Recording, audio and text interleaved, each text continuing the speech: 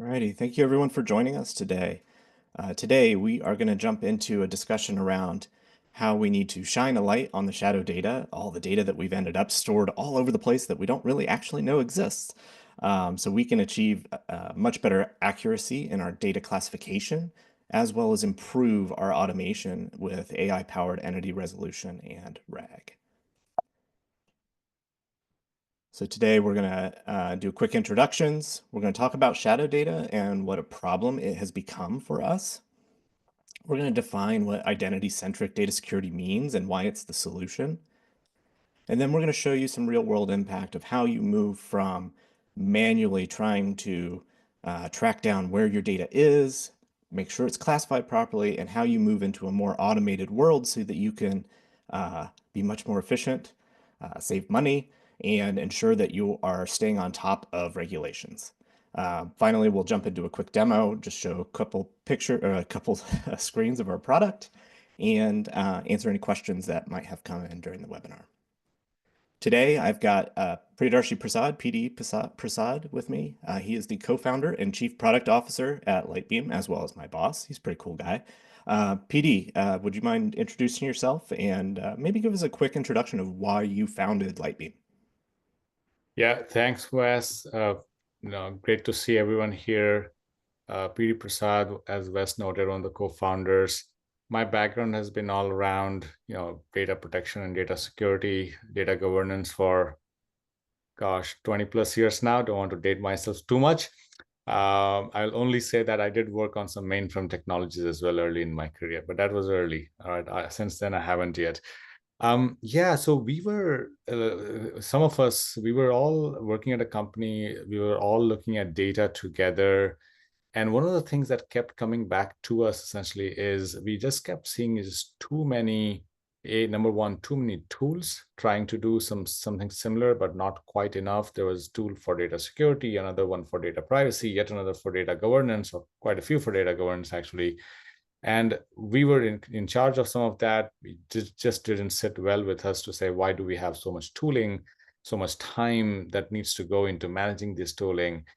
But really, it became crucial for us to do something when really GDPR came and became popular, where for us, it became really almost difficult, almost impossible to actually handle GDPR requirements thereof from GDPR with the existing tooling that that industry had in place at that point in time. So we'll talk a little bit more about that. This, data identity graph and entity resolution is actually central to why we ended up starting and co-founding LightBeam. Excellent. Thank you. Thank you. So I wanted to frame today's conversation around DSARs, but obviously we have way more privacy-centric things that we have to comply with and go through with as a small company, as bigger companies, as certainly in the Fortune 100. But let's just kind of, ground our conversation around this question of how do you handle hundreds of DSAR requests per quarter? Now, traditionally, this is done manually, and obviously that's very tedious, and we'll share some numbers here later in the webinar. But before we go any further into how we handle those DSARs, I wanted to kind of define a few things that have become really painful for us to deal with in our industry. The biggest one for today's conversation is shadow data. So shadow data is basically unmanaged, unknown, or orphan data that's living outside of your formal data inventory. So it's pretty easy to know, hey, we're monitoring SharePoint, we're monitoring this, we know what are inside of these. But it's also data that lives in forgotten places. So old places that we don't even think about anymore, or maybe aren't even compatible with our data security platforms that we are using for discovery. On top of that, we've got people that are going out and using their own unsanctioned SaaS apps and putting company data into those SaaS apps to make them more efficient. And, anybody on this webinar is probably immediately thinking of ChatGPT or Google, or any of the other AI platforms out there. So it's something that we need to talk about and think about. And of course, I'm mentioning it here as well. So as this AI adoption is increasing, it's accelerating the creation of more shadow data. So it's not just the data that's being uploaded into those systems, it's the data that is also being synthesized and generated by those systems that could include some of that sensitive data. And 99% of the time, I would venture to guess that they don't have any method of governance that you can, implement today. I know there are some enterprise options for things like ChatGPT, but there are not a lot of governance options to really get a good handle on how those tools are being used. And probably the scariest thing I found as we were putting together this webinar and some of the other data that we're working with was that 35% of data breaches in 2024 involve shadow data. Now, that comes straight from IBM, but it's a terrifying number. Like 35% of the data breaches came because we didn't know that data existed and we had no controls over it. So shadow data is clearly a problem that we need to handle and work on resolving. But I've heard PD say this, it's not just a data discovery problem, it's an identity problem. So data is not risky. Holding data is not risky just in isolation. It's risky because of whose data it is, who has access to it, and how it could be used. Now, my doctor's office certainly has a ton of information about me. That's their job. They need to have that information. But it's important that they know whose data it is. This is Wes's data. They need to know who has access to it. The receptionist probably doesn't need doctor's notes from my sessions. And they need to know how it's used. So how are they using this? If this somehow ended up in a marketing folder and people started using this data for marketing, it could be a problem, right? So, PD, why does identifying the person or the identity behind the data matter so much? Yeah, yeah. And it is not to say, obviously, that what data you have doesn't really matter. It, of course, matters. It's good to know that you got your sensitive data present at locations where it shouldn't be. For example, consumers' credit card information present in file shares or OneDrive or SharePoint, probably not the best places to be. So it's definitely useful to know what data you have where. But the world has moved forward, particularly because of data privacy regulations, right? A Jane Doe comes to you and says, "What data do you have about me?" Or "Please delete all my data." Just by knowing that you got a million credit cards doesn't give you that answer. What data do I have about Jane Doe or John Doe, Yep. essentially? So it's a very simple, from a data privacy standpoint, it's very, very simple. You need to know, obviously, whose data you have, not just what data you have. From a security team standpoint, we all as security professionals, we have been tuned to set up policies around, simple policies around, oh, if there is PCI data or HIPAA data in these repositories, then let's raise an alert, let's take an action. But now with more modern solutions, you can actually contextualize it. Thank you. You can actually contextualize it. You can actually have more fine-grained security policies, such as, we detected a credit card in, let's say, a Teams chat. If that's a credit card that belongs to an employee, right? One employee, let's say I am sharing my credit card information with Wes. Now, I'll put my hand up and say I should not be doing that. But if I were to do that, it's not the end of the world. Maybe Wes needs something really quick. I'm happy to share that with him, and then we can delete the message. We are putting our data at risk, right? Not a customer data. But if I were to share a customer data, a patient data, a bank account holder data with Wes or anyone over Teams or Slack, that's a real problem, because now I'm creating more risk for the organization. So just having that additional color of what's the identity behind the data that we are discovering, what's the identity behind the data that is getting exposed, is super useful, because then you can actually have fine-grained security policies. You can say, oh, if something like that occurs ever, just delete that message. We've worked with customers where in their ServiceNow tickets, we find patient data, and the policy is very simple. If you find patient data or patient sensitive data in a ServiceNow ticket, just redact that or delete that ticket, right? That is only possible now with identity-centric data security and data privacy. Excellent. So when you were giving your introduction, you mentioned all the tooling that you had to use in the previous role and how it tended to be kind of a traditional type tooling, right? So I wanted to walk through just the various classification methods and tooling types that we're starting to see come out in the market. But I wanted to start with the traditional method.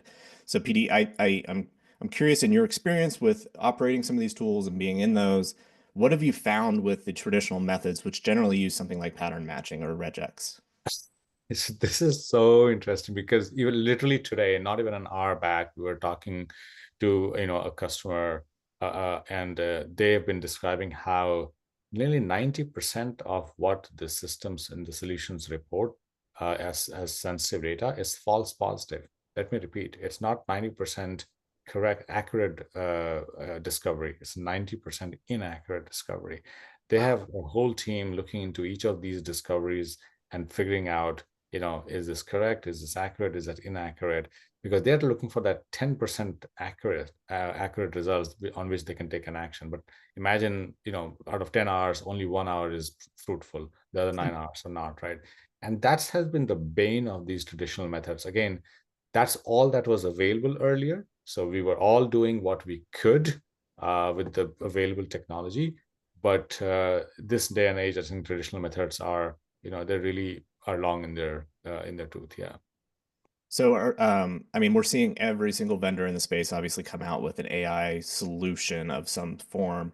I'm curious how you would define how they're implementing these solutions and how it does and it doesn't necessarily solve the core of the problem. Right. So, this is, yes, every vendor, AI, is a big kind of, topic these days. Every vendor is, a lot of players are doing what I call as AI washing, which is everyone, they're looking at their regex, they're bolted on some sort of a natural language processing, natural language understanding capability. And it is helpful, by the way. I don't want to say it's not helpful. It is better than having 90% false positives. If you can reduce that by a little bit, better, right? Obviously.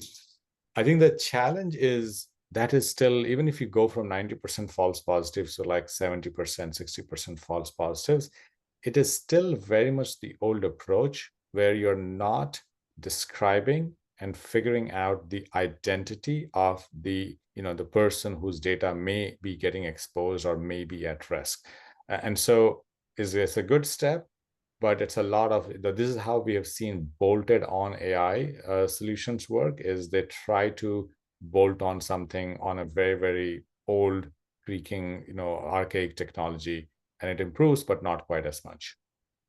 And I would venture to guess that if you're still built on top of something like pattern matching or regex, you're missing things. You're not only maybe misidentifying and then using AI to clean it up, but you're still missing data that may not be classified correctly as well. Would you agree with that? Indeed. Yeah. That's quite true, actually. And we see this over and over again, actually, right? Because its context is useful. The best way, the easiest way to think about this is traditional methods, which is pattern matching, is all about content, right? So they look at the content, they go through some regular expression matching. With commoditized AI, it's a little bit more contextual, which is helpful, right? Content plus context is helpful. But that still leaves, number one, there's no identity centricity at all. And then you're still only about 50 to 60% accurate. The problem with being 50% accurate is I don't know what to trust and what not to, right? I have an equal chance, unfortunately. Yeah. And so where I see the what you have moved on to, which is how truly, and this is all available today, right? Which is how AI has been progressing at a rapid pace to actually make something esoteric, which is entity resolution and RAG, which stands for retrieval augmented generation. These are newer. Entity resolution is actually not new. It's been around for some time. It's been an esoteric corner in its own corner, but now some some people, some players are able to actually bring these concepts into the fold of data security and data privacy and really help our industry collectively to get a lot better at discovery, classification of sensitive data using some of these techniques that we're going to be talking about. Awesome. Yeah. So just for those out there, I want to define a few things that we have on the screen. NLP and NLU. So that would be natural language processing. NLU would be natural language understanding. pattern matching or regex, those are kind of analogous. And then I'm going to have PD start by defining entity resolution for us because this is, I know he says it's been around for a while, but it's kind of new to the security game and how it's being used. So let's take a moment to kind of dive in and discuss that. So walk me through what entity resolution means here. Indeed, indeed. So let's start with what we briefly touched upon, right? Which is to say, how do traditional systems work, which is your number one in your previous slide. Then we'll get to the number two, all of that in the slide, and then we'll finally get to the institution piece of it, right? So think of this: there's a number on the screen. This is how a traditional system looks at content, which is what data is this? What is this matching with, right? This is a 9-digit number. This might be a social security number. This might be a social insurance number. Looks like that, right? So it may end up just flagging this as a social security or a social insurance number. Okay, let's just go to the next screen. Is this truly a social security number or a social insurance number? Well, not really. If you look at the context is all about, can you share David's medical record number? Here is David's MRN. So very clearly, if you're context aware, you will immediately figure out that this is not a social security or social insurance number, right? This is a medical record number. So that's So the right second step, there, right? go ahead. So you at first we had just the number, the content. That's the first step that we defined in the last screen. This would be that second step where they're adding in that context, the NLP, NLU features, correct?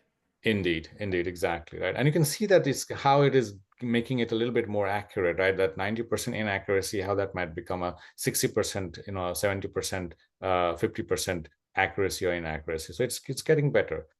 But this doesn't stop here, right? The more modern systems leveraging large language models, they can do, frankly, wonders, right? So what these new models can do is actually they will start looking into where have we detected this type of data before? Have we seen this data before? Just like a human does, like we go and walk around a city, for years and years, and then we'll start thinking about, okay, we have actually seen some of this before? We'll start piecing this information together.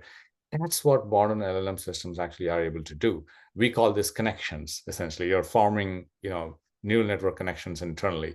So if you go to the next one, what you will see is obviously on the left-hand side, this is what your first and the second approach in your slide was talking about, which is to say you're able to do data discovery and classification appropriately. Good stuff. You're discovering that across different repositories.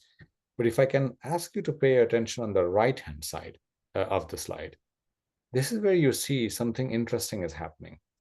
Based on these fragments of information that we are discovering across different data repositories. For example, we have discovered a social security number and a credit card, maybe in Teams. We have discovered a medical record number, maybe in Box, an address, maybe in Google Drive, a name, maybe in Snowflake. These are independent fragments of information distributed across your data repositories. What data identity graph, which is basically the feature that you get with entity resolution, does is it's actually piecing these together and it's giving you that one picture of, hey, this is the information you have about Jane Doe across your entire data repository, right? Across your entire data. So this is what we what we call as the data identity graph, is powered by the AI technique called entity resolution. Excellent. Okay. Well, so what I'm understanding here is we're following the trails and the breadcrumbs, right? So we're tracking, all right, so we've got the social security number that we found here in Slack or Salesforce. We're cross-referencing that over to the right where we've got Box, where we also have the medical record number, and then we're tracking that backwards up top, right? So we're just following those breadcrumbs and piecing it together to help improve that confidence, right? 100%, Awesome. exactly. So now the next one, what is RAG? Now, if anybody here has spent any time on AI, they've heard of RAG. Now, let's kind of put it into that security bucket. Yeah. So as we discussed, right, this is where let's say we have done entity resolution, we have helped people understand, we help customers understand what data they have about whom as well, what data you have about Jane Doe, John Doe, and so on and so forth. Now, with using entity resolution, we can get to a really good level of accuracy. We can get to like something like a 90% or mid 90s% accuracy. Think 93, 94% accuracy. So that's very different from a 90% inaccuracy, right? Which is what we hear from our customers, from traditional technologies. So that's a great step forward. But enterprise customers have a very high bar. They want to automate stuff, right? And you can't really automate even if you have 90% accuracy. To automate properly, you want to get to as close to that 99.9% accuracy as possible, right? You want everything to be done, and then only an exception or here or there that requires your review. This is where RAG comes into picture, retrieval augmented generation. It has two components to it, one of which I'm describing here, but let me just describe the component in of itself, right? RAG generally enables customers to train AI models that is deployed inside of their network locally on their own data, which is great because every AI model is trained on some standard data, right? If a firm is doing a great job, they may even generate or get hold of other data sets and train their AI models. But the point is that the AI model is not getting trained on your data. Now, how do you make AI model work for you in your environment, right? If you give it more data that belongs to you, it will get better. And remember, like, AI models, you don't always have to go SaaS way. You can actually have AI models deployed inside of your premises, which is what we generally tend to do, or even inside of customers network, again, something that we do. So that way none of your data or metadata ever has to leave your network, obviously, right? But that's number one, point one of RAG is you can actually train it. Second, which is what I'm describing here, is actually you can do source of truth cross-referencing using RAG, which is amazing because this can actually get you to that 99% accuracy. So in this example, if you see on the left-hand side, some 9-digit number, no context whatsoever. So a contextual AI will not be able to do much because there isn't any context. But a more modern AI platform will actually look at that number with cross-reference against the source of truth that the system is connected to. It will be able to figure out that, I've seen this number. It's actually an account number that belongs to Jane Doe, who lives at this address and has an account type called, personal with us. It can actually bring all of this together and then fire up a detection and response trail based on that, right? So this actually helps, RAG actually helps you go from that mid 90 level of accuracy to like a very high 99% accuracy. That's awesome. Awesome. So I'm going to try to summarize this based on an example. So if we look at traditional pattern matching, we might get a response, and I've kind of verbalized these responses or turned them into prose, but invoice 482, whatever, potentially contains PII. So, that's that low accuracy, high inaccuracy type of response, right? We could have a lot of flaws here. We don't know what the PII is, what types it is, and we also don't know whose it is. So that's not valid. Then we start adding in those bolt-on approaches, right, where we're trying to use those additional types of AI to help give that additional context. So that same invoice contains PII, will likely have a higher accuracy or confidence rating. And that PII has the data attribute types of Social Security number, credit card number, and MRN. Still, though, we don't know whose data that is, right? We don't know who can access it. We don't know who can operate on it. So when you look at an AI native approach that has RAG and entity resolution, you get a response that's more like this. The invoice contains PII, so security number, credit card number, MRN, for John Doe, a patient, in a marketing folder accessible to the entire marketing team. That's a completely different approach than what we had just a few moments ago, right? That's a lot more important data that helps us actually respond to the problem at hand, which is, as somebody that works in marketing, I probably shouldn't have a patient's data.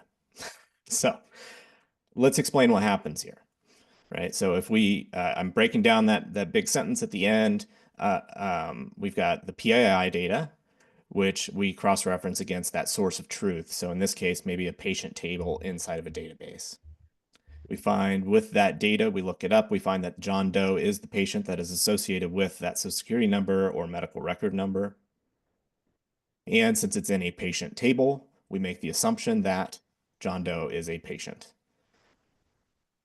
Beyond that, we found the data in a marketing share drive. That marketing share drive has delegated access to the marketing team. And now we have that entire picture of, all right, this is John Doe's data, who's a patient in the marketing folder, accessible to the entire marketing team. So the entire marketing team can see John Doe's social security number, credit card number, and MRN. Then we can start acting on it. So this all kind of starts to build our data identity graph, which is what LightBeam relies on to do all of this entity resolution. And our data identity graph is essentially every piece of sensitive data inside of your environment that we are scanning, every human identity that is connected to it, and every system and person with access to it. Now, what's cool about this, and we'll show this in a minute, is it's not just people inside your organization who might have access to that data. And that's also important. So we'll touch on that here in just a moment. But at the end of the day, you get this holistic picture of this is John Doe's data. And you can see screenshots in the background. We'll dive into the platform here in a few minutes.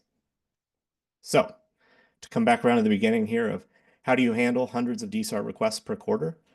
Identity and automation. So let's talk about automation. Now, with automation and with high accuracy in classification numbers, you're able to make some automated approaches and take automated actions to ensure that your data is secure. So one way you can do that is to ensure that you're remediating any inappropriate access. So in the case of our example, we would probably either redact the data or ensure that the marketing team no longer has access to said data. Or we could trigger a review that needs to be manually handled. But since we've also so well identified John Doe's information, if John Doe were to put in a DSAR request, we would know exactly where their data is. We would know who has access to it or who has had access to it. And we would know exactly where it is so we can go through and handle their deletion request if that is one of the requests that they've put in. And with high enough accuracy and classification, we can actually go through and possibly fully automate that process as well. And finally, to reduce your breach attack surface, we could automatically delete the data if it's past our retention periods or something to that effect. We could archive it or just simply redact that data. So if the marketing team was working on some big project and somehow John Doe's data slipped in, we could just redact the sensitive portions of that data and still allow them to continue on that project. So with us, you get to those high 90% numbers of classification because of all this additional work that we can do to ensure that that data is classified well. You're saving, according to IDC, up to $1,500 per DSAR, and you're drastically reducing your risk in the case of a breach or something like that. So I wanted to highlight Snap Finance here. They're one of our customers. PD, I'm sure you know the story really well. Would you be able to kind of give us a quick little rundown of what Snap Finance did with us? Absolutely, yeah. Great customer. We're very delighted to be of service to them, to Snap Finance. They are in fintech, help customers making sure that they can afford things that they would like to, that they need to. Obviously, great story there. Based out of United States, based out of Utah. They Snap Finance, they deal in a lot of PCI information. They also have direct consumer data that they need to handle. And because they're such a great stewards of consumer data and their customer data, they are at the forefront of privacy and data security. They started working on this well before a regulation forced any company to actually start working on this. So they've been great in terms of handling their customer data appropriately. They use LightBeam for a number of use cases. One of this, as you can see, number one is safeguarding customer data. So we are helping them understand where all is sensitive data present at locations where it should be, And if it is present at locations where it shouldn't be, then we immediately raise alerts, etc., work with their teams to mitigate that. So that has been great. That has been working on great for years now, I would say. Number two, of course, is from a privacy lens. They have customers in California, right? They also have businesses internationally, so they have to comply with both CCPA and the GDPR. So we help them with DSAR requests and cookie and consent management, both of them, consent and preference as well. Last but not least, we work with their data sciences team very, very closely. And their data sciences team, of course, does a lot of analytics on data, who to give access to, internally, who to give access to, even their partners. If they have a genuine, legitimate reason to get access to some sort of data, it's the data sciences team that will be the broker that will be providing the permission. So having that accurate classification of data that they have inside of their environment is hugely helpful, because then they can disposition what data should be given access to and what shouldn't be, right? So that way you're making sure that the business is working, and you're also protecting data privacy and data security for your customers.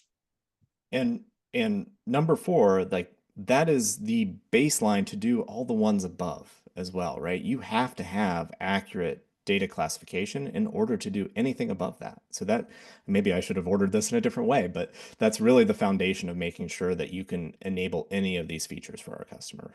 Indeed, indeed. So I think we're gonna jump into a demo here real quick and walk through various portions of our product. So what you're seeing here is part of. Oops, I guess I gotta get logged back in. We're gonna dive into a DSAR request. So if I show you here, this is just a DSAR dashboard. We'll go ahead and just pick one of these here and go into this data discovery portion. But there's a request that came in from Deepak, and down below, we're actually able to see what identifiers we have for that person. And in this case, Deepak actually is in our product management team, so it makes a lot of sense that we've got a lot of stuff here for Jira. But it enables us to very quickly go in and see, oh, hey, his data exists here, here, here, here, here, and here. And we can go through and then process that information and really automate and go even further eventually and automate that process to ensure that once we have met all of these criteria, then we can go ahead and automate that workflow.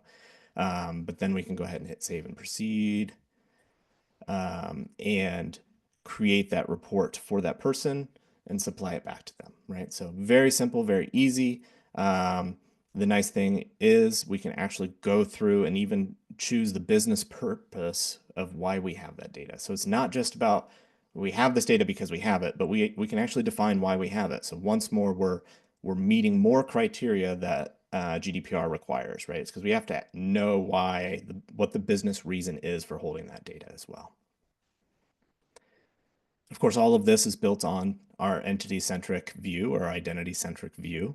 So if we were to go in and I'm going to pick on John Johnson here, we can actually see all the data about John Johnson that we have, where it's stored, what attributes that we have. So we've got birth date, email, first name, last name, phone number, social security number, driver's license. We can see that it exists in these three locations. But what if we happen to say, why is it in Outlook, right? So we could start to dig into these from a governance and compliance perspective. Is like, maybe this customer's data shouldn't be found in Outlook because nobody should ever share data of a customer through Outlook, right? So we get to give you that insight very quickly and very easily. You can go through and see how we've built out that data based on merging all the various entities together, because we found that this is John Johnson.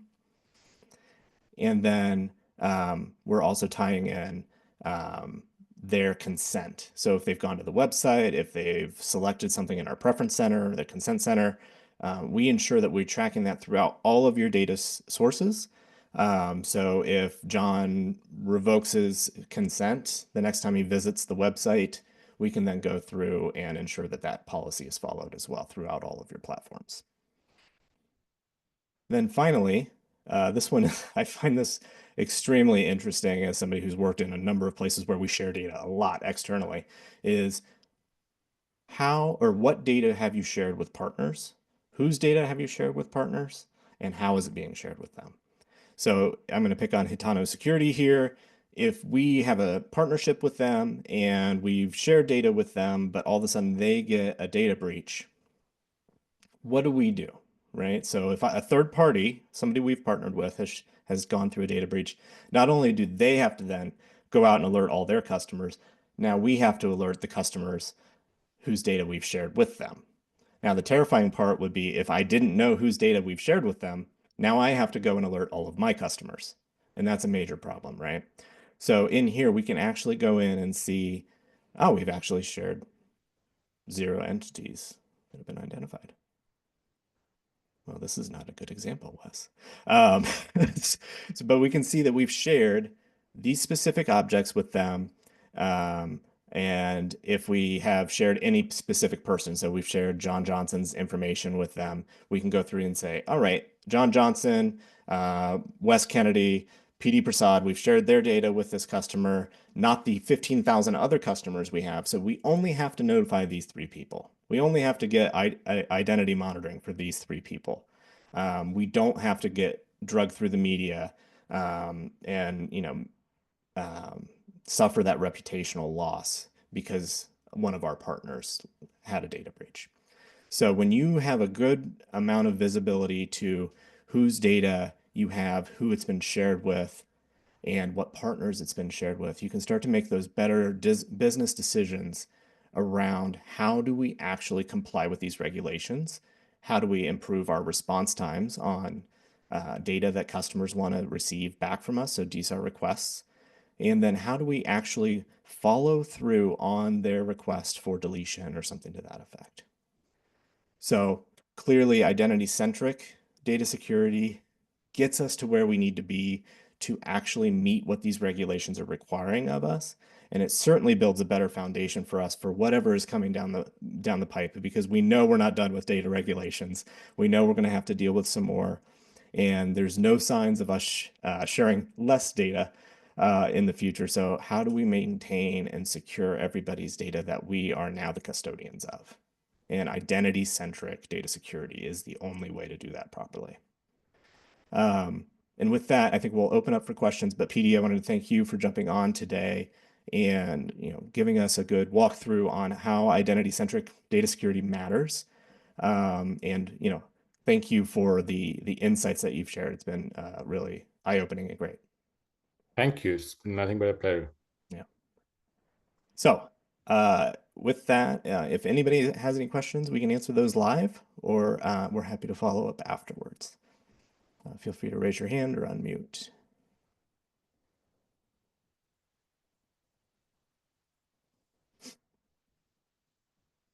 Okay.